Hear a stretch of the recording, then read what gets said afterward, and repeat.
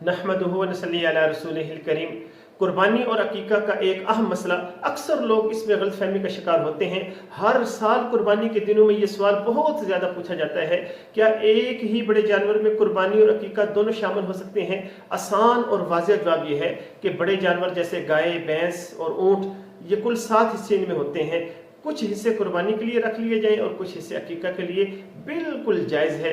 मिसाल के तौर पर अगर किसी ने बैल लिया और इसमें कुछ हिस्से कुर्बानी के और कुछ हिस्से अकीका के रख लिए तो ये तरीका बिल्कुल दुरुस्त है, शर्म इसमें कोई कबाहत नहीं, कोई मसला नहीं है। लेकिन एक बात बहुत अहम है, एक ही हिस्से में 2 नीयतें नहीं हो सकती। यानी एक हिस्सा या तो कुर्बानी का होगा या अकीका का होगा, दोनों नीयतें एक साथ एक हिस्से में नहीं की जा सकती। अकीका के बारे में याद रखें, लड़के के 2 हिस्से और लड़की के लिए 1 हिस्सा।